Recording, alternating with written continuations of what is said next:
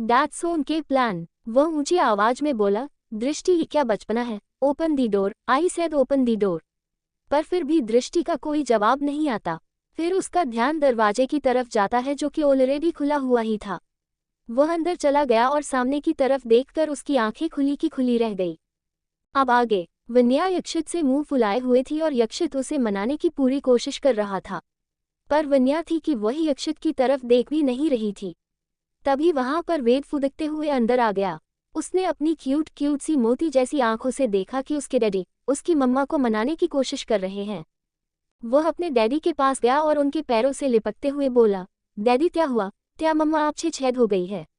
यक्षित ने वेद को अपनी गोद में उठा लिया और उसके गालों को प्यार से चूमते हुए बोला, गुड मॉर्निंग बेबी, आप उठ गए बेटा। उद्धरण चिन्ह। वेद अपने डैडी के गालों पर किसी करते हुए बोला, यच डैडी। फिर वह यक्षित की गोद में रहते हुए ही अपनी मम्मा की तरफ झुकते हुए उसके गालों को भी चूमते हुए बोला, गुड मॉर्निंग मम्मा। वन्या अपने बेबी के गालों को प्यार से सहलाते हुए बोली, गुड मॉर्निंग माय बेबी। उद्धरण चिन्ह। वेद अपनी मम्मा के चेहरे की तरफ देखते हुए बोला, मम्मा क्या आप डैडी से नाराज हो। वन्या ने यक्षित को एक नज़र घूर कर देखा, फिर अपने बेबी की तरफ देखकर स्माइल करते हुए बोली, हाँ बेबी, आपकी मम्मा डैडी से नाराज हैं। उद्धरण चिन्ह।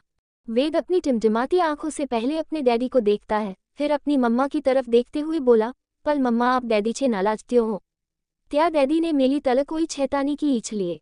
वन्या वेद की तरफ देखते हुए बोली, हम आपके डैडी ने ना मम्मा का प्रोमिस तोड़ा है इसलिए आपकी मम्मा उनसे नाराज हैं। उद्धरण चिन्ह।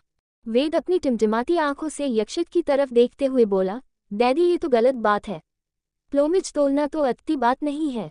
यक्षित को लग रहा था कि उसका प्यारा सा बेटा उसकी मम्मा को मनाने में उसकी हेल्प करेगा, पर वह ये भूल गया था कि वेद तो मम्मास बॉय है जो अभी उसकी गलती बता रहा था। यक्षित वेद को अपनी गोद में ले जाकर वन्या से थोड़ा दूर चला जाता है। वह वेद की तरफ देखते हुए बोला, बेबी क्या आप मम्मा को मनाने में डैडी की हेल्प नहीं करोगे। वेद अपनी टिमटिमाती आंखों से अपने डैडी की तरफ देखते हुए बोला, बिल्कुल करूंगा डैडी। ये बोलकर क्यूट सा वेद अपने डैडी की गोद में ही कुछ सोचने लगा। ये करते हुए वह कुछ ज्यादा ही क्यूट लग रहा था। वन्या भी अपनी आंखें छोटी करके दूर से ही बाप बेटों की हरकतों को नोटिस कर रही थी। वेद अपने डैडी की तरफ देखकर अपनी चमकती आंखों से देखते हुए उसके कानों की तरफ झुक गया और धीरे से फुसफुसाते हुए बोला, डैडी आप ना मम्मा को एक किच्ची दे दो, पीछे मम्मा का गुच्छा तला जाएगा और फिर आप ना उन्हें हक भी कर लेना। जब भी आजता मुझे नाराज हो जाती है तो मैं भी उसे अच्छे ही मनाता हूँ। उद्धरण चिन्ह। यक्षित तो अपनी बड़ी बड़ी आंखों से अपने बेबी की तरफ ही देख रहा था। वह खुद से अपने मन में बोला, मेरा बच्चा अभी मुश्किल से 4 साल का हुआ है और इतनी बड़ी बड़ी बातें भी सीख गया। वह एक नज़र वेद की तरफ देखते हुए बोला, बेबी क्या आपका ये आइडिया आपकी मम्मा पर काम कर जाएगा। उद्धरण चिन्ह। वेद अपने डैडी की तरफ कॉन्फिडेंट होकर देखते हुए बोला, यच डैडी। फिर वह वेद को लेकर अपनी नाराज बीवी के पास गया जो कि अपने हाथों को फोल्ड करके वह दोनों बाप बेटे को ही घूर रही थी। वह उनकी तरफ घूरते हुए बोली, क्या चल रहा है दोनों डैड सन के बीच में। वेद मासूम सी शक्ल बनाकर अपनी मम्मा की तरफ देखते हुए बोला, कुछ भी तो नहीं मम्मा। उद्धरण चिन्ह। वन्या इतना तो समझ गई थी कि दोनों बाप बेटे के मन में कुछ तो चल रहा है। यक्षित वन्या के पास आया और अपने बेबी के कान को ढक कर बोला, बेबी मान जाओ ना, देखो वेद भी अपनी मम्मा को यूं नाराज नहीं देख सकता। उद्धरण चिन्ह। वन्या यक्षित से दूर होते हुए बोली, आप हमारे बेबी का सहारा लेकर मुझे मनाने की कोशिश मत कीजिए, मैं इस बार नहीं मानने वाली। ये बोलकर वह दोबारा मुंह फेर लेती है। यक्षित उसके पास जाकर उसे दोबारा मनाने की कोशिश करता है, पर फिर भी वह नहीं मान रही थी। क्यूट सा वेद अपनी मम्मा की तरफ देखकर रिक्वेस्ट करते हुए बोला, प्लीज मम्मा आप डैडी को माफ कर दो ना, देखो वो कितने छेद लग रहे हैं। वेद की वॉइस और उसके एक्सप्रेशन में इतनी क्यूटनेस थी कि वन्या का दिल पिघल गया और उसने उसी वक्त यक्षित को माफ कर दिया, पर चेहरे से ये शो नहीं किया कि उसने उसे माफ कर दिया है। वन्या ने वेद को अपनी गोद में ले लिया और बेड पर आराम से बैठकर उसे अपने सीने से लगाते हुए उसके गालों को चूम कर बोली, बेबी आपको पता है ना आप सबसे क्यूट हो और मम्मा के फेवरेट हो। वेद का चेहरा ये सुनकर खिल उठा। वह अपनी मम्मा की तरफ देखते हुए बोला, यच मम्मा आई न्यू इट, और आप भी वेदांश के फेवरेट हो। यक्षित वन्या और वेद के बगल में बैठकर झूठ मूठ का मुंह फुलाते हुए बोला, अब तो डैडी से कोई प्यार ही नहीं करता। वेद ने अपनी टिमटिमाती आंखों से अपने डैडी को देखा। जैसा कि यह वेद का नेचर था, वह किसी को भी सैद नहीं देख सकता था। इसलिए वह अपनी मम्मा की गोद से उठकर अपने डैडी के पास जाते हुए बेड पर खड़े होकर उसके कंधे पर अपने दोनों हाथ रखते हुए उसके गालों पर किस कर लेता है। वन्या स्माइल करते हुए अपने बेबी को देख रही थी। इस वक्त वेद ने ब्लू कलर की क्यूट सी टी शर्ट और नीचे ब्लू कलर की शॉर्ट जीन्स पैंट पहनी हुई थी, जिसमें वह काफी ज्यादा क्यूट लग रहा था। वह अपने डैडी को प्यार से मनाते हुए बोला, डैडी आप छेद मत होइए, वेदांश आप छे भी बहुत प्यार करता है, वह आप दोनों छे बहुत प्यार करता है। ये बोलकर वह अपने मम्मा और डैडी को अपने पास बुलाता है, फिर अपने छोटे छोटे हाथों से उन्हें हग कर लेता है। यक्षित और वन्या उसके क्यूट से गुलाबी गालों पर एक एक तरफ से किस कर लेते हैं। फिर वन्या अपने बेबी को गोद में लेते हुए बोली, बेटा चलिए, अब मम्मा आपको रेडी कर देती है, ओके। यक्षित वन्या का हाथ पकड़ते हुए बोला, आज डैडी भी मम्मा के साथ आपको नहलाएंगे। ये सुनकर वेद बहुत एक्साइटेड हो गया। वन्या ने कुछ नहीं कहा और अपने बेबी को लेकर उसके रूम की तरफ जाने लगी। यक्षित भी उसके पीछे पीछे चला गया। दोनों वेद को बाथटब में भरकर नहलाने लगे। वेद आज बहुत एक्साइटेड था और जब वह एक्साइटेड होता था उसे शैतानी सूझती थी। वह बारी बारी से अपने मम्मा और डैडी को भिगाने का काम कर रहा था। वन्या वेद की तरफ घूरते हुए बोली, बेबी शैतानी नहीं। पर वेद ने उसी वक्त अपने हाथों में पानी लेकर अपनी मम्मा के फेस को गीला कर दिया। फिर उसकी तरफ देखकर खिलखिलाकर हंस पड़ा। यक्षित अपने बेबी के सिर पर प्यार से हाथ फेरते हुए बोला, बेटा मम्मा को परेशान नहीं करते। उद्धरण चिन्ह। उसे नहलाने के बाद वन्या वेद को उसके क्यूट से कार्टून प्रिंट वाले टॉवेल में लपेटकर बाथटब से बाहर निकालती है और उसे कपड़े पहनाकर बिल्कुल रेडी कर देती है। फिर उसे अपने टॉय हाउस में खेलने के लिए छोड़ देती है। उसके बेबी की शैतानी की वजह से उसके कपड़े गीले हो चुके थे, इसलिए वह अपने बेडरूम में आकर अपने कपड़े लेकर वॉशरूम में चली जाती है। यक्षित तो पहले से ही वहां अपनी वाइफी का वेट कर रहा था, पर वह ऐसी जगह पर था कि अंदर आने के बाद भी वन्या का ध्यान उस पर नहीं गया। अंदर आकर उसने दरवाजा भी अंदर से बंद कर दिया। फिर वह अपनी साड़ी जो कि गीली हो चुकी थी उसे रिमूव करने लगी। उसने उसे रिमूव करके साइड में डाल दिया। तभी अचानक से यक्षित ने उसे पीछे से हग कर लिया। वन्या तो चौंक ही गई। वह जोर से चिल्लाने वाली थी कि यक्षित ने उसके मुंह पर अपना हाथ रख दिया और उसे चुप कराते हुए बोला, वाइफी चीखने की जरूरत नहीं है, ये मैं हूँ। उद्धरण चिन्ह। तब जाकर वन्या ने एक राहत की सांस ली और यक्षित को खा जाने वाली नजरों से घूरने लगी। वह यक्षित की तरफ देखते हुए बोली, यक्षित मैं देख रही हूँ आप न दिन ब दिन छिछोरे होते जा रहे हैं, चलिए अब चुपचाप निकलिए यहाँ से। वन्या ने आंखों के इशारे से कहा। यक्षित उसकी तरफ देखते हुए बोला, वाइफी तुम्हें भी शोव लेना है और मुझे भी, तो क्यों न हम साथ में ही ले लें, इससे टाइम की भी बचत हो जाएगी। ये बोलते हुए यक्षित की आंखों में एक शरारत साफ साफ झलक रही थी। वन्या उसकी तरफ देखते हुए बोली, अच्छा जी, बट माय डियर हबी, मेरे पास टाइम की कमी नहीं है, मैं वेट कर सकती हूँ। ये बोलकर वह वहां से जाने लगी तो यक्षित उसे अपनी तरफ खींचते हुए बोला, पर मुझे तो तुम्हारे साथ ही शोव लेना है वाइफी। उद्धरण चिन्ह। वन्या यक्षित की पकड़ से कसमसाते हुए छूटने की कोशिश करने लगी। यक्षित वन्या की आंखों में झांकते हुए बोला, वाइफी क्या तुमने मुझे माफ नहीं किया? वन्या ने ना में सिर हिला दिया तो यक्षित उसे खुद से चिपकाते हुए उसके होंठों के बेहद करीब आ गया। वन्या यक्षित की गर्म सांसों को अपने चेहरे पर महसूस करने लगी। यक्षित ने ऑलरेडी शोवा ऑन कर दिया था। दोनों शोवा के पानी में भीगने लगा। वह उसके होंठों के पास रहकर ही बोला, वाइफी क्या सच में तुमने मुझे माफ नहीं किया? उद्धरण चिन्ह। विवेक का कमरा। जीविका भी लेमोनेड का ग्लास लेकर विवेक के चेहरे को जोर से पकड़ती है और गुस्से से उसे वो पिला देती है। विवेक तो अपनी मासूम सी जीविका को देखता ही रह जाता है जो दिन ब दिन खतरनाक होती जा रही थी। विवेक को अपनी तरफ यूं बड़ी बड़ी आंखों से देखता देख जीविका उसकी तरफ घूरते हुए बोली, ऐसे उल्लू की तरह क्या देख रहे हैं मुझे? युवान और शौर्य जो कि वहीं से होकर गुजर रहे थे, उनकी बातें सुनकर वे विवेक के कमरे में आ जाते हैं। वे दोनों विवेक को देखकर मुंह दबाकर हंसने लगे, क्योंकि जीविका ने उसे अभी अभी उल्लू कहा था। विवेक दोनों को खा जाने वाली नजरों से घूरता है और अपने मन में बोला, बस इन्हीं की कमी थी। अब तो ये जीविका के गुस्से की आग में घी डालने का काम करेंगे। इन्हें कैसे भी करके यहाँ से हटाना होगा, वरना जीविका को मनाते मनाते मैं बूढ़ा हो जाऊंगा। उद्धरण चिन्ह। विवेक दोनों की तरफ देखते हुए बोला, क्या हुआ, सुबह सुबह मुंह उठाकर तुम दोनों मेरे रूम में कैसे आ गए? युवान विवेक की तरफ देखते हुए बोला, ओ हेलो भाई, खुद को इतना इम्पोर्टेंस देने की कोई जरूरत नहीं है। बाय द वे हम जीविका भाभी से मिलने आए हैं, आपसे नहीं। इसलिए चने की झाड़ में चढ़ना बंद करो आप। उद्धरण चिन्ह। विवेक युवान की तरफ घूरते हुए बोला, अच्छा तुम्हें जीविका से मिलना था, इसलिए तुम मेरे रूम में आए हो है ना? शौर्य जीविका की तरफ देखते हुए बोला, भाभी आप रुक क्यों गई? भाई को डांटना कंटिन्यू रखिए और मेरी मानिए तो आप कुछ दिनों तक तो ऐसे ही भाई से गुस्सा रहिए, क्योंकि भाई मुश्किल से किसी को मनाते हैं। उन्हें आपको मनाते देख बहुत मजा आएगा। उद्धरण चिन्ह। विवेक खा जाने वाली नजरों से शौर्य को घूरता है। वह उसकी तरफ देखते हुए ही बोला, कुछ ज्यादा ही मस्ती नहीं चढ़ रही है तुम्हें आजकल? शौर्य विवेक की जलती निगाहों को महसूस करके जीविका के पीछे छिपते हुए बोला, भाभी देखो ना भाई मुझे कैसे घूर रहे हैं। उद्धरण चिन्ह। जीविका विवेक की तरफ घूरते हुए बोली, शौर्य को डराने की कोई जरूरत नहीं है आपको। फिर अपने पीछे छिपे शौर्य के कानों को पकड़कर उसे मरोड़ते हुए बोली, वैसे तुम दोनों भी कुछ कम नहीं हो। अपने भाई के कारनामों में तुम दोनों भी तो शामिल थे। जीविका को अपने शैतान भाई के कान खींचते देख विवेक को बहुत मजा आ रहा था। जब 132 दृष्टि इन डेंजर। जीविका विवेक की तरफ घूरते हुए बोली, शौर्य को डराने की कोई जरूरत नहीं है आपको। फिर अपने पीछे छिपे शौर्य के कानों को पकड़कर उसे मरोड़ते हुए बोली, वैसे तुम दोनों भी कुछ कम नहीं हो। अपने भाई के कारनामों में तुम दोनों भी तो शामिल थे। जीविका को अपने शैतान भाई के कान खींचते देख विवेक को बहुत मजा आ रहा था। अब आगे दृष्टि का अपार्टमेंट। अनय जब दृष्टि के अपार्टमेंट में अंदर आकर अपनी नजरें घुमाता है तो वह कहीं भी नजर नहीं आती। ये देखकर अनय और परेशान हो जाता है। वह उसके बेडरूम में भी जाता है, पर दृष्टि वहां भी नहीं होती।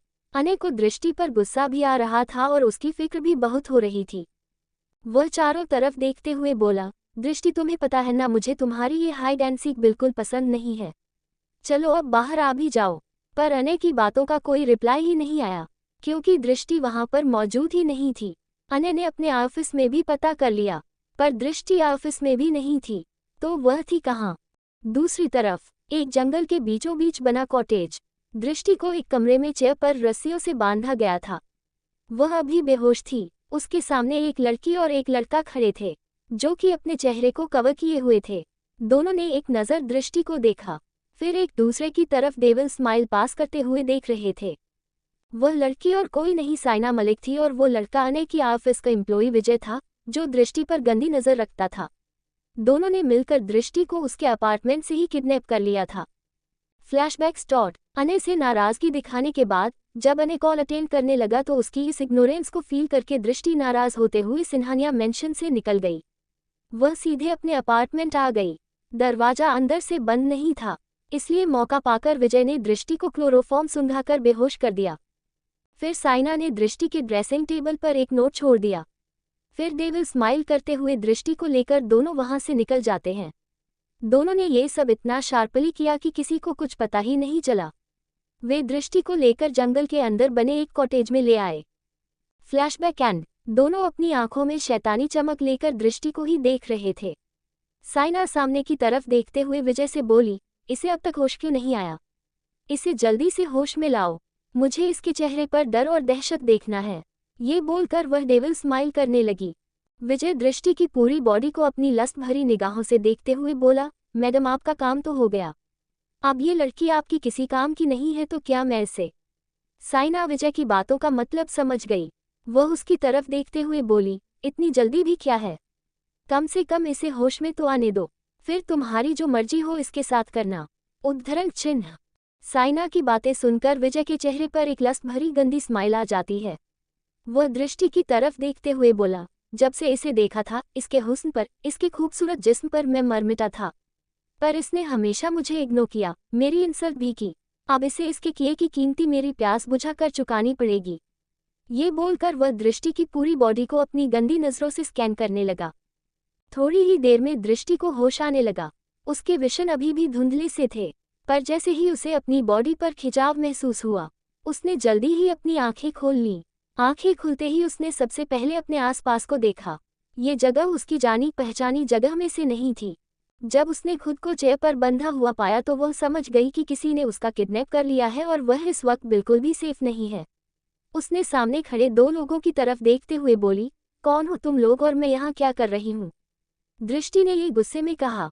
सामने खड़े विजय ने उससे कहा, रिलैक्स बेबी, इतना हाइपर होने और गुस्सा करने की कोई जरूरत नहीं है। रिलैक्स, हम तुम्हारे साथ कुछ नहीं करेंगे जब तक कि तुम हमारी बात मानती जाओ। उद्धरण चिन्ह। पर दृष्टि फिर भी चुप नहीं होती और गुस्से से सामने की तरफ देखते हुए दांत पीसकर बोली, मैंने पूछा कौन हो तुम लोग और मुझे यहाँ क्यों लेकर आए हो? उसका ये रिएक्शन देखकर साइना का पारा चढ़ जाता है। वह अपना कवर हटा देती है और विजय को भी हटाने को बोलती है। जैसे ही दोनों अपनी कवर उतार देते हैं, दृष्टि की आंखें खुली की खुली रह जाती है। वह दोनों को घूरते हुए बोली, तुम दोनों। साइना अपने चेहरे पर एक डेविल स्माइल लेकर बोली, हाँ हम दोनों, लगता है तुम हमें देखकर उतनी खुश नहीं हो। उद्धरण चिन्ह। दृष्टि साइना की बातों को इग्नोर कर उसकी तरफ गुस्से में देखते हुए बोली, तुम्हारी प्रॉब्लम क्या है? तुम मुझे यहाँ लेकर क्यों आई हो? देखो मुझे चुपचाप जाने दो वरना तुम्हारे साथ ठीक नहीं होगा। साइना दृष्टि की तरफ देखते हुए डेविल स्माइल करके बोली, बेबी मुझे डायरेक्टली तुमसे कोई प्रॉब्लम नहीं है, पर वो तुम ही हो जो मेरे रास्ते में आई हो। उद्धरण चिन्ह। दृष्टि गुस्से में साइना की तरफ देखने लगी तो साइना अपने चेहरे पर एक शैतानी मुस्कान लिए बोली, अगर तुमने मेरे रास्ते में आकर अनय को मुझसे दूर करने की कोशिश नहीं करती तो तुम भी आज इस तकलीफ में नहीं होती। साइना के मुंह से अनय का नाम सुनकर दृष्टि को बहुत जोर से गुस्सा आया। वह उसकी तरफ घूरते हुए बोली, अपनी गंदी जबान से अनय का नाम लिया तो ठीक नहीं होगा। दृष्टि की धमकी सुनकर साइना शैतानी हंसी हंसते हुए बोली, पहले खुद की हालत तो देख लो फिर मुझे धमकी देना। वैसे भी तुम मेरा कुछ नहीं बिगाड़ सकती दृष्टि। उद्धरण चिन्ह। दृष्टि साइना की तरफ देखते हुए बोली, मैं कुछ नहीं बिगाड़ सकती तो क्या हुआ, अनय तो जरूर बिगाड़ सकते हैं ना। तुम दोनों टेंशन मत लो, अब तक तो अनय को ये पता भी चल चुका होगा कि उनकी दृष्टि किडनैप हो चुकी है। वो जल्द ही मुझे ढूंढते हुए यहाँ आएंगे और तुम दोनों की बैंड बजाएंगे। उद्धरण चिन्ह। दृष्टि की बातें सुनकर साइना और विजय एक बार फिर शैतानी हंसी हंसने लगे। साइना उसकी तरफ देखते हुए बोली, तुम्हें क्या मैं बेवकूफ़ नजर आती हूँ? तुम टेंशन मत लो, मैंने इसका इंतजाम भी पहले से कर रखा है। अनय तुम्हें ढूंढने यहाँ नहीं आएगा। उद्धरण चिन्ह। दृष्टि साइना की तरफ देखते हुए बोली, अपनी बकवास बंद करो और मुझे जाने दो यहाँ से। विजय दृष्टि की तरफ देखते हुए साइना से बोला, मैडम ये चिड़िया तो बहुत फड़फड़ा रही है, क्या इसके पर काट दिए जाएं? विजय की बातें सुनकर साइना डेविल स्माइल करने लगी। वही दृष्टि विजय के इंटेंशंस भांप कर उसे गुस्से से घूरते हुए बोली, मेरे करीब आने के बारे में सोचना भी मत, वरना अंजाम बिल्कुल अच्छा नहीं होगा। उद्धरण चिन्ह। इस वक्त दृष्टि यहाँ पर बिल्कुल अकेली थी और उसकी कोई सुनने वाला भी नहीं था। ऐसे में विजय जैसा आदमी उससे क्यों डरता? विजय उसकी तरफ अपनी गंदी निगाहों से देखते हुए बोला, कोई फायदा नहीं है बेबी, आज तुम्हें बचाने कोई नहीं आने वाला।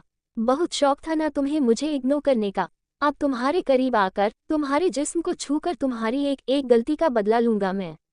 ये बोलते हुए उसकी आंखों में एक अलग ही चमक नजर आ रही थी। दृष्टि को अब डर लगने लगा था। वहां आसपास कोई दिखाई भी नहीं दे रहा था जिसे वह हेल्प के लिए बोल सके। उसे डर लगने लगा था कि आज उसके साथ कुछ गलत न हो जाए। वह अपने आंखों में आंसू लेकर बोली, प्लीज कोई मेरी मदद करो। पर यहाँ उसकी हेल्प करने वाला कोई नहीं था। साइना दृष्टि की तरफ देखते हुए बोली, रिलैक्स बेबी, यहाँ अपनी एनर्जी वेस्ट करने से कुछ नहीं होने वाला, क्योंकि आज तुम्हें कोई भी नहीं बचा पाएगा, अनय भी नहीं। उद्धरण चिन्ह। दृष्टि अपनी आंखों में आंसू लिए बोली, साइना तुम मेरे साथ ऐसा क्यों कर रही हो? आखिर मैंने तुम्हारा क्या बिगाड़ा है? साइना दृष्टि की तरफ देखते हुए बोली, दृष्टि तुमने मेरा सब कुछ बिगाड़ा है। जब से अनय की आंखों में तुम बस गई हो, अनय मेरी तरफ देखता भी नहीं था, और ये मैं बिल्कुल भी बर्दाश्त नहीं कर सकती कि अनय मेरे अलावा किसी और को देखे। और आज तो तुम्हारी और अनय की शादी होने वाली थी ना। But you don't worry, Anay कभी तुमसे शादी नहीं कर पाएगा, क्योंकि मैं ऐसा होने नहीं दूंगी। उद्धरण चिन्ह। विजय दृष्टि की तरफ देखते हुए बोला, मैडम इसकी शादी नहीं हुई तो क्या हुआ, इसके साथ सुहागरात तो मैं मना ही सकता हूँ। ये बोलकर वह फिर से दृष्टि की तरफ अपनी लस्त भरी आंखों से देखने लगा। दृष्टि अपनी आंखों में आंसू लिए गुस्से में बोली, अपनी बकवास बंद करो, खबरदार जो मेरे करीब आने की कोशिश भी की तो। उद्धरण चिन्ह। दृष्टि की बातें सुनकर विजय को बहुत जोर से गुस्सा आया। वह उसके करीब जाकर उसके बालों को पीछे से कसकर पकड़ लेता है, जिससे दृष्टि की दर्द के मारे एक आह निकल जाती है। विजय उसकी आंखों में देखते हुए बोला, आखिर किस बात का एटीट्यूड है तुझे? बट यू डोंट वरी, आज मैं तेरी सारी अकड़ और सारा एटीट्यूड निकाल दूंगा और तेरी वो हालत करूंगा कि तू खुद से भी नफरत करने लगेगी। उद्धरण चिन्ह। दृष्टि अपनी आंखों में आंसू लेकर खुद से बोली, अनय तुम कहाँ हो? प्लीज अपनी दृष्टि को बचा लो। ये बोलकर दृष्टि के आंखों के आगे अंधेरा छाने लगा और वह फिर से बेहोश हो गई। दृष्टि ने सुबह से ही कुछ नहीं खाया था और कमजोरी की वजह से वह अब बेहोश हो चुकी थी। दृष्टि के अपार्टमेंट में अनय पागलों की तरह दृष्टि को ढूंढ ही रहा था कि तभी उसे उसके ड्रेसिंग टेबल के पास एक नोट पड़ा मिला। उसने उसे उठाया और पढ़ने लगा। अनय, आप प्लीज मुझे ढूंढने की कोशिश मत करना। मैं आपसे शादी करना नहीं चाहती, इसलिए आपको छोड़कर मैं हमेशा हमेशा के लिए आपसे दूर जा रही हूँ। हो सके तो मुझे माफ कर देना। उद्धरण चिन्ह।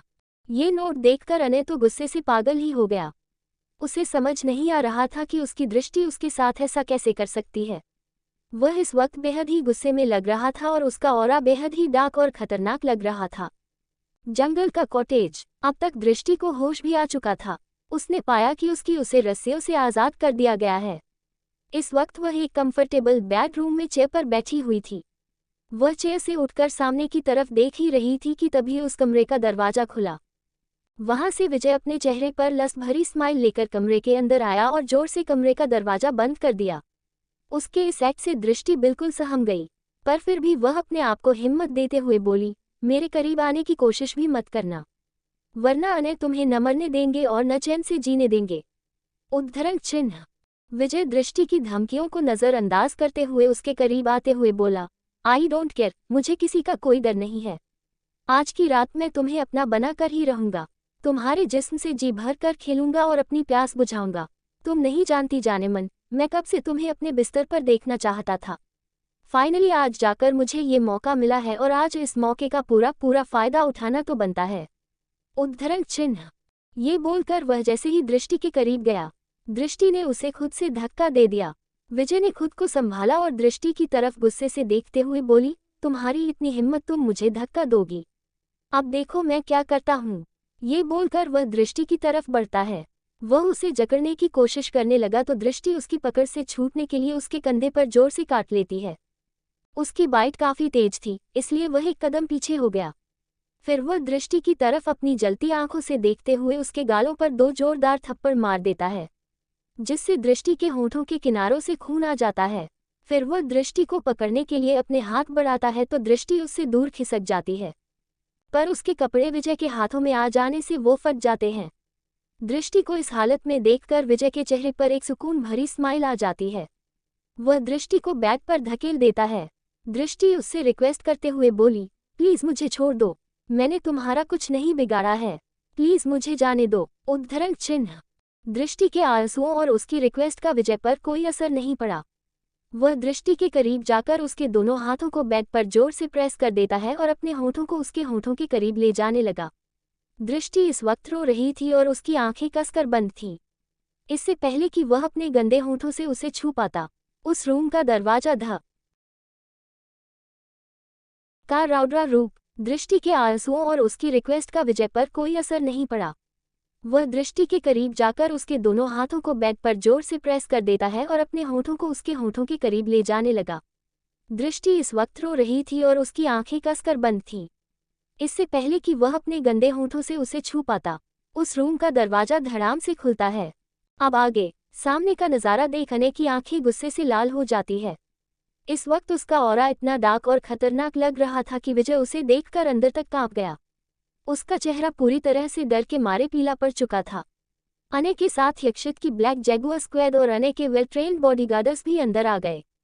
अनय गुस्से से आग उगलती हुई आंखों से विजय के करीब जाकर उसके मुंह पर एक जोरदार मुक्का मारते हुए गुस्से में बोला, तेरी हिम्मत कैसे हुई मेरी दृष्टि को हाथ लगाने की?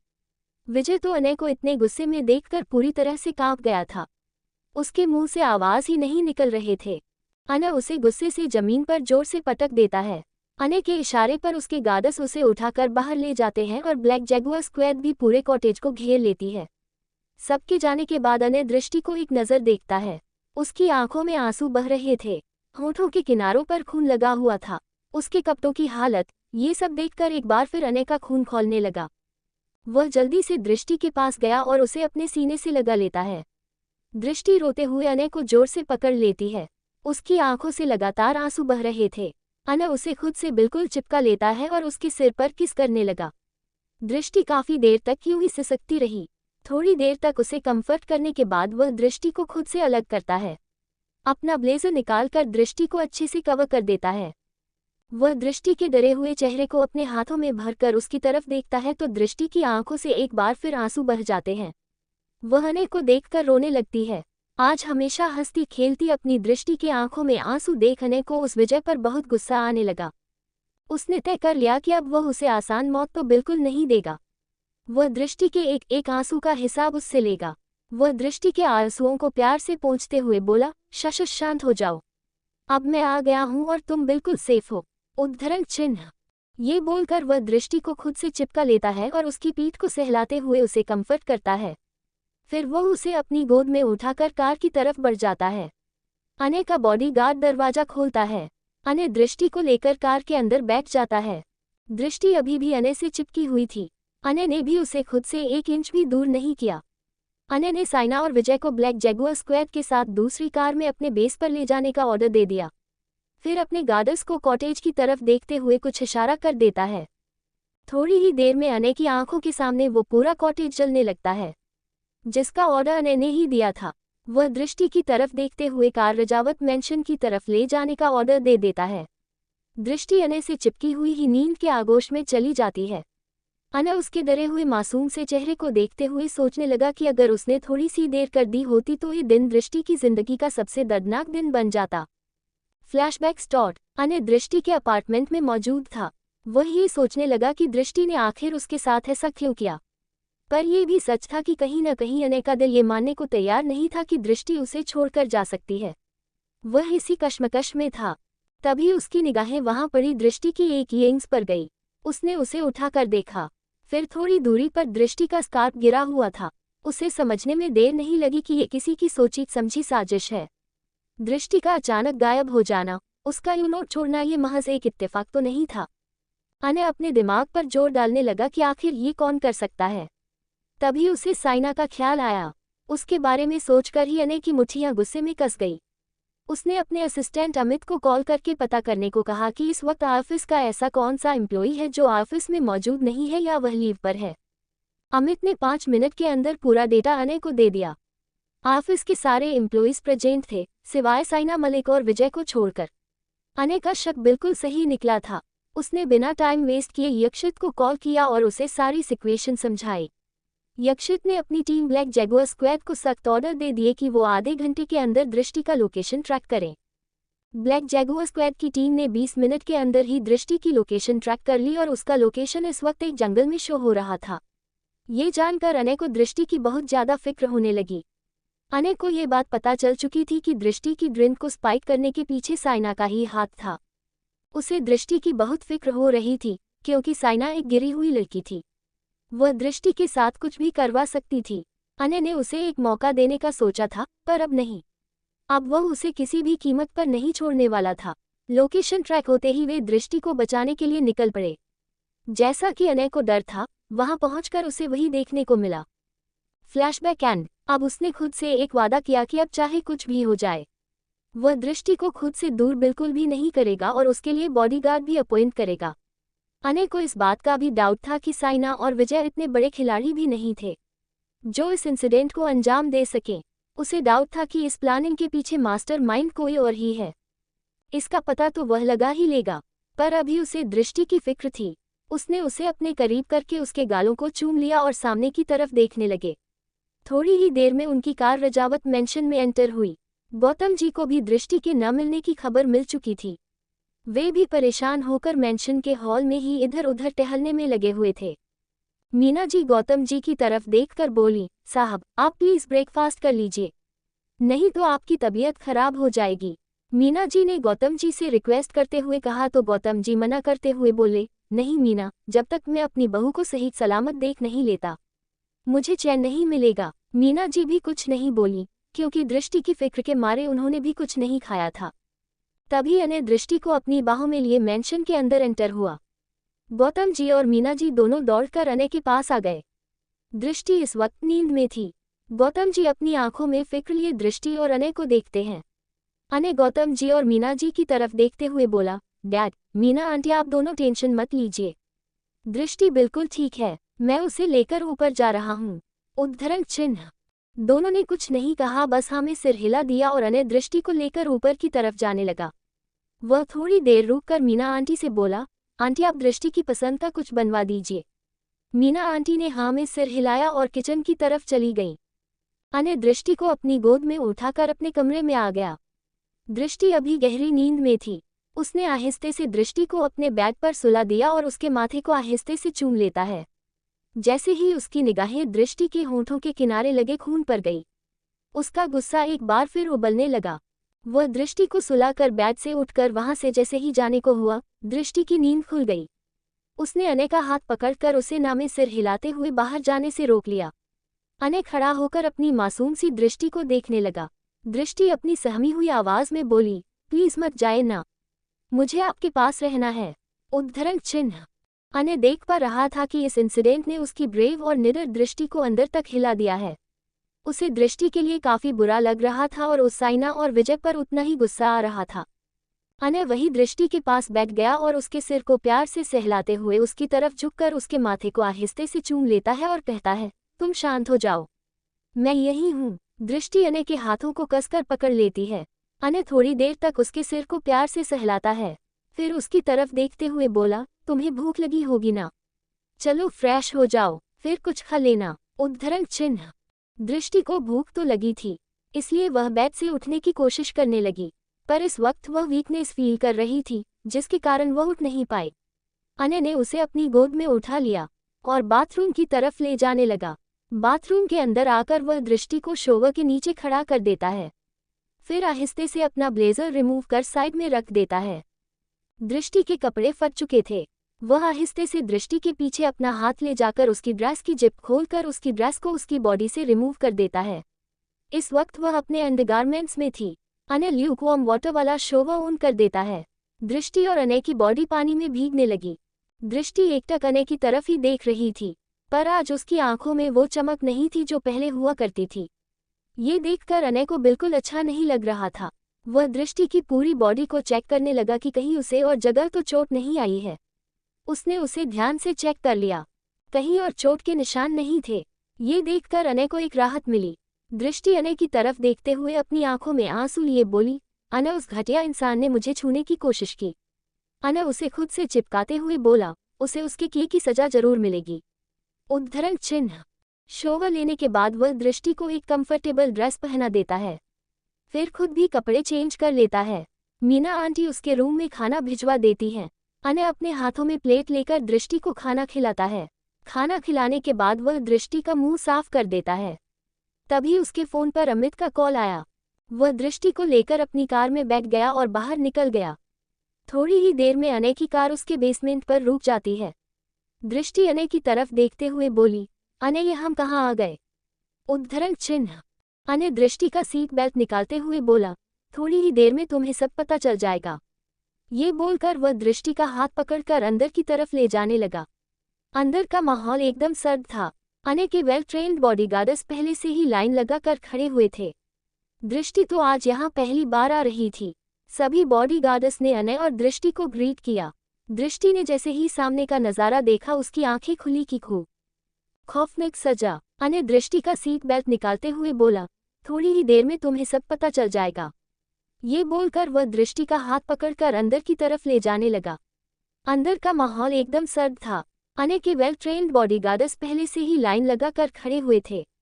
दृष्टि तो आज यहाँ पहली बार आ रही थी। सभी बॉडीगार्ड्स ने अने और दृष्टि को ग्रीट किया। दृष्टि ने जैसे ही सामने का नजारा देखा, उसकी आंखें खुली की खुली रह गई। अब आगे सामने साइना और विजय को चेयर पर बांध कर रखा गया था। इतना सब कुछ करने के बावजूद भी साइना के चेहरे से अकड़ गई नहीं थी। अने के बॉडीगार्ड्स ने उसे और दृष्टि को ग्रीट किया। अने दृष्टि को लेकर दोनों के पास आ गया। विजय को देखकर दृष्टि को एक बार फिर उसकी घिनौनी हरकतें याद आने लगी। अने ने दृष्टि के माथे को चूम लिया और उसके चेहरे को अपने हाथों में लेकर बोला, जान, जो डर मैंने थोड़ी देर पहले देखा था, वो डर मैं इस घटिया आदमी के आंखों में देखना चाहता हूँ। फिर दृष्टि को विजय के सामने खड़ा करके अपनी सर्द आवाज में बोला, अपना गुस्सा, अपना डर इस इंसान के ऊपर निकालो। उद्धरण चिन्ह। विजय को देखकर दृष्टि का चेहरा गुस्से से लाल हो गया। उसने एक जोरदार थप्पड़ विजय के गाल पर जड़ दिए, जिससे उसका चेहरा एक तरफ झुक गया। दृष्टि की थप्पड़ इतनी तेज थी कि विजय के गाल जलने लगे। वो संभल भी नहीं पाया था कि तभी उसने उसके दूसरे गाल पर भी और एक गर्मा गर्म थप्पड़ जड़ दिए। अनय दृष्टि के ठीक पीछे अपने हाथ बांधे हुए खड़ा था।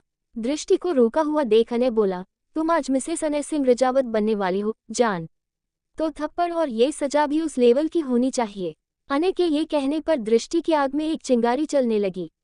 ऐसा लग रहा था जैसे वह पुरानी वाली ब्रेव दृष्टि वापस आ गई हो। वह विजय के सामने उसका काल बनकर खड़ी हो गई और उसके दोनों गालों पर थप्पड़ बरसाना शुरू कर दिए। थोड़ी ही देर में उसके गाल सूजकर लाल हो गए। ये देखकर अनय ने दृष्टि को रोक लिया, क्योंकि वह भी तो उसे अपनी दृष्टि को हाथ लगाने का अच्छा खासा इनाम देने वाला था। दृष्टि ने अपनी घिन भरी निगाहों से साइना को देखा, फिर अचानक से एक जोर का थप्पड़ उसके गालों में भी जड़ दिया। दृष्टि के इस थप्पड़ से साइना एकदम से बौखला गई। वह दृष्टि की तरफ गुस्से से आंखें तरेरते हुए बोली, तुम्हारी हिम्मत कैसे हुई मुझे थप्पड़ मारने की? उद्धरण चिन्ह। अनय साइना के सामने आया और अपने खतरनाक और डार्क ऑरा के साथ उसे देखते हुए बोला, इतना सब कुछ होने के बाद भी तुम्हारे अंदर अकड़ बची हुई है। हम interesting, but you don't worry, थोड़ी देर बाद तुम्हारी अकड़ कहाँ चली जाएगी तुम खुद नहीं जान पाओगी। उद्धरण चिन्ह। साइना अनय की तरफ देखते हुए बोली, अनय प्लीज तुम दृष्टि के साथ शादी मत करो। एक बार तुम मेरे बारे में तो सोच के देखो। पिछले कई सालों से तुम्हें चाहती आई हूँ, जब तुम्हें मैंने पहली बार ऑफिस में देखा था। साइना आगे भी कहने वाली थी, पर अनय ने उसे हाथ दिखाकर रोक दिया। दृष्टि अपनी गुस्सैल आंखों से साइना को देख रही थी। अनय अपनी कोल्ड टोन में बोला, सबसे पहले बात तो मुझे मेरे नाम से बुलाना बंद करो। अगर तुम भूल गई हो तो आई एम योर बॉस। और एक बात कान खोलकर सुन लो मिस साइना मलिक, न मैंने तब तुम्हें चाहा था और न ही आज चाहता हूँ। इनफैक्ट मैंने तुम्हें कभी नहीं चाहा, सो तुम अपने ख्याली पुलाव पकाना बंद करो, समझी? और वैसे भी तुम उस लायक नहीं हो जिससे अनय सिंह रजावत प्यार करे। उद्धरण चिन्ह। साइना भी पूरे ताव में बोली, अगर मैं तुम्हारे लायक नहीं हूं तो ये दो कौड़ी की मिडिल क्लास लड़की भी तुम्हारे लायक नहीं है। साइना ने इतना ही कहा था कि अनय ने गुस्से में साइना के गाल पर एक थप्पड़ जड़ दिए। अनय के इस थप्पड़ से साइना के हाथ उसके गालों पर आ गए और उसके आंखों में आंसू भी आ गए थे। अनय अपनी हाई पिच में बोला, खबरदार जो मेरी होने वाली वाइफ के बारे में कुछ भी कहा तो मैं ये बोल जाऊंगा कि तुम एक लड़की हो। तुम्हें क्या लगा मेरी ही नाक के नीचे इतना सब कुछ कर लोगी और मुझे ही पता नहीं चलेगा? तुम्हें क्या लगा था मुझे पाने के लिए तुम दृष्टि को अपने रास्ते से आराम से हटा दोगी, उसकी ड्रिंक स्पाइक करके किसी और के रूम में भेज दोगी? हम उद्धरण चिन्ह। अनय के ऐसा कहने पर साइना के चेहरे के भाव बदल गए। उसे लगा नहीं था कि अनय को ये बात पता चल चुकी होगी। वह साइना की तरफ गुस्से से अंगारे बरसाते हुए बोला, तुम्हें लगा होगा कि मुझे इस बारे में पता था तो मैंने कुछ किया, क्यों नहीं? वो इसलिए क्योंकि मैं ये देखना चाहता था कि तुम किस हद तक गिर सकती हो। एंड कॉन्ग्रेचुलेशंस टू यू, तुम एक गिरी हुई और बेहद घटिया लड़की निकली। तुम्हें एक आखिरी मौका दिया था ताकि तुम सुधर जाओ, पर अब नहीं। अब तुम अपनी जिंदगी की सबसे बुरे दिन देखने वाली हो। तुमने मेरी दृष्टि को चोट पहुंचाकर बिल्कुल ठीक नहीं किया। अब तुम हर दिन मरोगी, लेकिन फिर भी मौत नसीब नहीं होगी तुम्हें। उद्धरण चिन्ह। ये बोलते हुए अनय की आंखों में एक अलग सी आग जल रही थी, जिसे महसूस करके साइना भी सहम उठी। तभी वहां एक लड़की आ गई। उसे देखकर तो साइना के हाथ पांव ही फूल गए। ये लड़की अनय की पहले वाली पर्सनल असिस्टेंट मिस शिवानी थी, जिस पर साइना ने जानलेवा अटैक करवाया था। पर शिवानी की किस्मत अच्छी थी कि वह बच गई। हाँ, हॉस्पिटल में काफी महीनों तक एडमिट रही थी, पर अनय की बदौलत उसकी जान बच गई। अनय साइना की तरफ देखते हुए अपनी सर्द आवाज में बोला, तुम सोच रही होगी कि मिस शिवानी यहाँ क्या कर रही है। मैंने तो उसे खत्म करने का पूरा बंदोबस्त कर दिया था। हम ये सुनकर साइना के चेहरे के पसीने छूटने लगे। अनय उसकी तरफ देखते हुए बोला, तुम मुझे पाने के चक्कर में इस हद तक गिर गई थी कि मिस शिवानी को अपने रास्ते से हटाना चाहती थी। तुमने मेरी दृष्टि को हार्म पहुंचाने की कोशिश की। इस बार तो तुम्हें भगवान भी नहीं बचा पाएगा। उद्धरण चिन्ह। इस वक्त साइना की आंखों में आंसू थे। अब उसे अपना एक गुनाह नजर आ रहा था, पर अब बहुत देर हो चुकी थी। तभी वहां पर यक्षित वन्या, विवेक, जीविका आ गए। वन्या और जीविका दृष्टि के अलग बगल खड़े हो गए और अपनी जलती आंखों से साइना को देखने लगे। अनय एकदम से साइना को छोड़ विजय के आ जाता है और उसके मुंह पर एक जोरदार मुक्का मारता है। वह उसकी तरफ अपनी गुस्से से आग उगलती आंखों से देखते हुए बोला, इन्हीं गंदे हाथों से तूने मेरी दृष्टि को छूने की कोशिश की थी ना। अब तू किसी को छूने लायक नहीं रहेगा, क्योंकि अब से तेरे ये हाथ भी नहीं रहेंगे। उद्धरण चिन्ह। अनय उसकी तरफ गुस्से से देखते हुए कुछ बॉडीगार्ड्स को इशारा करता है। दो बॉडीगार्ड्स आकर उसके हाथों को पकड़ लेते हैं और कुछ आरी लिए होते हैं। अने के इशारे पर विवेक वन्या, दृष्टि और जीविका को वहां से ले जाता है। यक्षित अपना कोड लुक लिए वहीं एक किंग साइज सोफे पर आराम से बैठ गया। अने भी यक्षित के बगल में दूसरे किंग साइज सोफे पर आराम से बैठ गया और अपने बॉडीगार्ड्स को शुरू करने का ऑर्डर दिया। अने के बॉडीगार्ड्स उसके ऑर्डर पर विजय के दोनों हाथ को बड़ी बेरहमी से काटने लगे। उसकी दर्द भरी चीखें पूरे हॉल में गूंज रही थी, साथ ही बाहर तक भी जा रही थी। दृष्टि और बाकी तीन भी उसकी दर्द भरी आवाजें सुन रहे थे जो काफी खौफनाक थी। हॉल में भी पूरी तरह से डर और दहशत का माहौल था। साइना की तो उस तरफ देखने की हिम्मत नहीं हो रही थी। वह समझ गई कि वह भी अब बचने वाली नहीं है, क्योंकि अने ने पहले से ही उसकी जन्म कुंडली निकाल कर रखी थी। थोड़ी देर में अने के बॉडीगार्ड्स ने उसके दोनों हाथों को काटकर अपने पालतू कुत्तों और टाइगर्स को खिला दिए। अने विजय की आंखों की तरफ पॉइंट करते हुए बोला, इसने अपने इन्हीं आंखों से मेरी दृष्टि पर गंदी नजर डाली थी, इसे बाहर निकाला जाए। ये सुनकर वहां मौजूद सारे बॉडीगार्ड्स की रूह ही कांप गई, पर बॉस का ऑर्डर था तो फॉलो तो करना था। यक्षित भी देख पा रहा था कि आज बड़े दिनों बाद अने अपने इस रूप में आया है। तीनों बेस्ट फ्रेंड्स में अने ही सबसे मस्तमौला टाइप का बंदा था। हाँ, वो बात अलग थी कि अगर उसे गुस्सा आ जाए तो वह सबसे भयंकर होता था, और आज तो हद ही हो गई थी। किसी ने उसके गुरूर, उसके आत्मसम्मान को छूने की कोशिश की थी। ऐसे में अने का डेविल बनना तो तय था। अने नहीं चाहता था कि दृष्टि उसके इस रूप को देखकर डर जाए, इसलिए उसने उसे बाहर भेज दिया था। अने के एक इशारे पर उसकी आंखें निकालने का प्रोसेस शुरू हो गया। एक बार फिर उसकी दर्दनाक चीखें गूंजने लगी। थोड़ी ही देर में उसकी आंखें भी उससे अलग कर दी गई। अने उसके जबान की तरफ पॉइंट करते हुए बोला, इसी जबान से इसने मेरी दृष्टि के लिए गंदे गंदे वर्ड्स निकाले होंगे। कट इट डाउन, उद्धरण चिन्ह। अने के एक इशारे पर उसकी जबान भी काटकर अलग कर दी गई। अब तक वहां का माहौल बेहद ही खतरनाक हो गया था। दृष्टि को अब डर लगने लगा।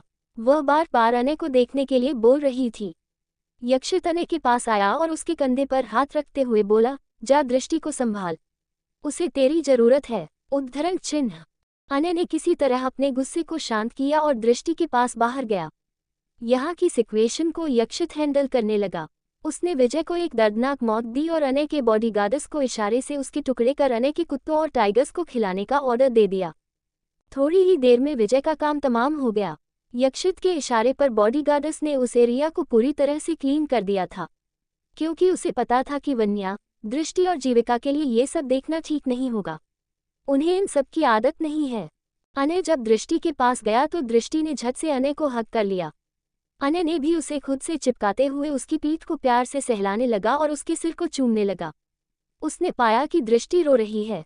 ये फील करके उसने उसे खुद से दूर किया तो उसकी पलकों सच में गीली थी। Wedding day. अने उसे हक करते हुए उसके बालों पर किस करते हुए बोला, आई लव यू टू मेरी होने वाली वाइफी। फिर वो दृष्टि को लेकर अंदर आ जाता है। वन्या, जीविका और विवेक भी अंदर आ गए। अब आगे। अने ने इशारे से अपने बॉडीगार्ड्स से साइना की रस्सी खोलने का ऑर्डर दिया। तभी वहां पर पुलिस की पूरी टीम आ गई। दो लेडी कांस्टेबल साइना को दोनों तरफ से पकड़ लेती हैं। साइना उन्हें गुस्से से घूरती है। अने पुलिस इंस्पेक्टर की तरफ देखते हुए बोला, पुट हर इनटू जेल, और मेक श्योर कीजिए कि इसे हर दिन अपनी गुनाहों के लिए तड़पना पड़े, उद्धरण चिन्ह। इंस्पेक्टर अने के सामने सिर झुकाते हुए बोला, डोंट वरी सर, हम मिस मलिक की जेल में बहुत अच्छी खातिरदारी करेंगे। ये बोलते हुए वे साइना को वहां से ले जाने लगे। साइना चिल्लाते हुए बोली, अने तुम मेरे साथ ऐसा कैसे कर सकते हो? पर तब तक पुलिस की टीम उसे वहां से लेकर चली गई। उसके जाने के बाद बाकी सब भी वहां से चले गए, क्योंकि थोड़ी देर बाद शादी शुरू होने वाली थी। शादी रजावत मेंशन में ही होने वाली थी। सजावट का काम पहले ही हो चुकी थी। आज यह मेंशन किसी दुल्हन से कम नहीं लग रहा था। ऐसी खूबसूरत सजावट हो भी क्यों ना, आज रजावत खानदान के इकलौते वारिस की शादी जो थी। गौतम जी ने तो न जाने कब से इस पल को जीने के सपने देख रखे थे। आज उनका बरसों का ये सपना पूरा होने वाला था। उनके चेहरे की चमक और खुशी तो जाए नहीं जा रही थी। यक्षित और बाकी सब भी सिन्हानिया मेंशन पहुंच चुके थे। विवेक भी ओब्रॉय मेंशन पहुंच चुका था। छोटा वेद तो अपने अने चाचू की शादी के लिए बहुत ज्यादा एक्साइटेड था। वह खुशी के मारे अपने मॉम डैड के रूम में ही इधर से उधर फुदक रहा था। वन्या को वेद और यक्षित दोनों बाप बेटों को रेडी करना था। उसने यक्षित को पहले ही शोवर के लिए भेज दिया था। अपने बेबी को नहलाकर वह टॉवेल में लपेटे हुए बाहर ले आई थी। वह वेद के कपड़े निकालने लगी तो वेद मौका पाकर अपनी मम्मा की आंखों से दूर हो गया। वन्या जब वेद के कपड़े निकालकर रूम के चारों तरफ देखती है तो वेद उसे कहीं भी नजर नहीं आता। वह वेद को आवाज देते हुए बोली, बेबी कहाँ हो आप, चलो जल्दी से बाहर आओ बेटा, वरना हम अनय चाचू और दृष्टि चाची की शादी में लेट हो जाएंगे। तभी वन्या को बैग के नीचे से एक मासूमियत भरी दबी हुई हंसी सुनाई पड़ती है। वह समझ जाती है कि ये उसका बेबी ही है जो अपनी मम्मा को परेशान करने में लगा है। वन्या वेद की तरफ देखते हुए बोली, बेबी अगर आप अभी के अभी मम्मा के पास नहीं आए तो मम्मा आपसे नाराज हो जाएगी। वेद तो प्यारा बेबी था, वह अपनी मम्मा को नाराज होते कैसे देख सकता था। वह झट से बैग के नीचे से बाहर निकल आया। वन्या अपने बेबी की तरफ छोटी आंखों से घूरते हुए बोली, बदमाश, आप मम्मा के साथ शैतानी कर रहे थे। वेद मम्मा को अपनी तरफ आता देख बेड के ऊपर चढ़ गया और ऊपर से ही उछल कूद करने लगा। अब तक यक्षित भी शोवर लेकर बाहर आ गया था। इस वक्त उसने अपनी कमर पर सिर्फ टॉवेल ही लपेटा हुआ था, जिससे उसकी सेक्सी मस्कुलर बॉडी और भी अट्रैक्टिव लग रही थी। वन्या यक्षित की तरफ देखते हुए बोली, संभालिए अपने प्रिंस को, कब से मुझे परेशान कर रहा है। यक्षित वेद की तरफ देखते हुए बोला, बेबी वेरी बैड, मम्मा को परेशान नहीं करते हम, आप अच्छे बच्चे हो न, चलो अब जल्दी से मम्मा के पास आ जाओ, नहीं तो हम अनय चाचू की शादी में लेट हो जाएंगे। उद्धरण चिन्ह। अपने डैडी की बात मानकर वेद फुदकते हुए वन्या के पास आ गया। वह बैग के पास ही खड़ी थी। वेद को भी वन्या ने उसकी कमर पर एक छोटा सा टोवेल बांध दिया था, जिससे वह अपने डैडी की कार्बन कॉपी लग रहा था। वह अपनी मम्मा के गले में अपने छोटे छोटे हाथ डालकर बोला, छोली मम्मा। उद्धरण चिन्ह। वन्या ने कुछ भी रिएक्ट नहीं किया। ऐसा नहीं था कि वह अपने लिटिल प्रिंस से नाराज हो, वह बस देखना चाहती थी कि उसके जिगर का टुकड़ा उसे कैसे मनाता है। वेद अपनी मम्मा को रिएक्ट करता न देख अपनी मासूम टिमटिमाती आंखों से उसके चेहरे की तरफ देखते हुए उसके गालों पर किस करते हुए बोला, मम्मा छोली। उद्धरण चिन्ह। वन्या के चेहरे पर प्यारी सी स्माइल आ गई। उसने वेद को अपनी बाहों में जकड़ लिया और उसके गुलाबी गालों को पींच करते हुए बोली, बदमाश, आप और डैडी मुझे परेशान करने का एक मौका नहीं छोड़ते ना। वह वेद को उसके छोटे छोटे क्यूट से कुर्ते और पजामे पहना देती है, फिर ऊपर से एक प्यारा सा जैकेट भी पहनाती है। उसके गालों में बेबी क्रीम लगाने के बाद उसके बालों को सेट कर देती है और उसके क्यूट क्यूट से जूते पहना देती है। उसे रेडी करने के बाद उसके गालों को चूमकर वह उसे सोफे पर बैठा देती है और बदमाशी करने से मना करती है। वेद किसी अच्छे बच्चे की तरह हाँ में सिर हिला देता है। फिर वन्या क्लोजेट रूम में आ जाती है, जहाँ यक्षित उसका वेट कर रहा था। वन्या वहां जाकर एक नज़र यक्षित को देखती है, फिर उसके करीब जाकर उसका कुर्ता ठीक करने लगती है। यक्षित वन्या की कमर को पकड़कर अपने और करीब कर लेता है। वन्या उसे आंखें दिखाते हुए बोली, चुपचाप खड़े रहिए। यक्षित वन्या की बातें सुनकर स्माइल करता है और अपना काम जारी रखता है। वन्या उसे जैकेट पहना देती है। थोड़ी देर बाद यक्षित भी पूरी तरह से रेडी हो जाता है। आज यक्षित और वेद ने मैचिंग कपड़े पहन रखे थे, दोनों ही बहुत हैंडसम लग रहे थे। वन्या यक्षित की तरफ देखते हुए बोली, आप वेद को संभालिए, मैं बाकी सबको देखकर आती हूँ। ये बोलकर वह नीचे जाने लगी। सबसे पहले वह युवान के कमरे में गई, क्योंकि वह बिना ब्लंडर किए रेडी होना तो जानता ही नहीं था और वन्या को ये बात पता थी। जैसे ही वह युवान के कमरे में आई, उसकी आंखें खुली की खुली रह गई, क्योंकि युवान अपने गले में कुर्ता फंसा कर किसी अंधे की तरह कमरे में इधर से उधर हो रहा था और साथ ही अपना गला भी फाड़ रहा था। प्लीज कोई मेरी हेल्प करो, मुझे कुछ दिखाई नहीं दे रहा, मैं अंधा हो जाऊंगा, प्लीज मेरी हेल्प करो। उद्धरण चिन्ह। वन्या में सिर हिलाते हुए युवान के पास गई और उसका हाथ पकड़कर उसे रोकते हुए बोली, पहले तुम चिल्लाना बंद करो। युवान अपनी भाभी की बात मान शांत हो गया। वन्या ने उसे ठीक से कुर्ता पहना दिया, फिर युवान को ड्रेसिंग मिरर के पास ले गई, उसे रेडी करवाने के लिए। युवान किसी अच्छे बच्चे की तरह वन्या को माँ की तरह देख रहा था। युवान को अक्सर वन्या में अपनी माँ नजर आती थी। वन्या ने उसके बालों को सेट कर दिए, फिर थोड़ी ही देर में उसे बिल्कुल रेडी कर दिया। फिर उसकी तरफ देखते हुए बोली, चलो अब तुम हॉल में आ जाओ, मैं बाकी सबको देखती हूँ। उद्धरण चिन्ह। ये बोलकर वन्या जैसे ही वहां से जाने को हुई, युवान ने उसे हक कर लिया। वन्या ने भी उसके सिर पर प्यार से हाथ फेरते हुए उसके सिर पर आहिस्ते से किस कर लिया। फिर युवान उससे अलग होकर हॉल की तरफ चला गया और वन्या जीविका के कमरे की तरफ, ये देखने के लिए कि वह रेडी हुई या नहीं। वह जीविका के कमरे में आ गई। वह रेडी तो हो चुकी थी, बस लहंगे के ब्लाउज की डोरियां बांधना और हुक लगाना रह गया था। जीविका वन्या की तरफ देखते हुए बोली, अच्छा हुआ दी आप आ गई। वह अपने डोरों और हुक की तरफ इशारा कर देती है। वन्या उसके हुक और डोरियां बांधकर उसके माथे पर किस कर लेती है और उसे बाहर हॉल में जाने को बोलती है। वहां से निकलकर वह एकांत के रूम में जाती है। खुशकिस्मती से आस्तिक, भाविक और ध्रुव भी वहीं मिल जाते हैं। वन्या उनकी तरफ देखते हुए बोली, आप सब रेडी हो गए? उद्धरण चिन्ह। एकांत वन्या की तरफ देखते हुए बोला, हाँ भाभी, हम सब रेडी हैं। वन्या उनकी तरफ देखते हुए बोली, ठीक है, अब आप लोग हॉल में आ जाए, मैं दादाजी और पापा को देखकर आती हूँ। चारों हाँ में सिर हिला देते हैं।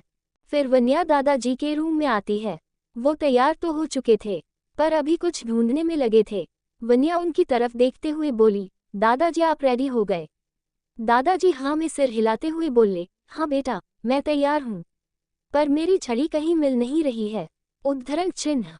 ये बोलकर वह अपनी छड़ी ढूंढने लगे।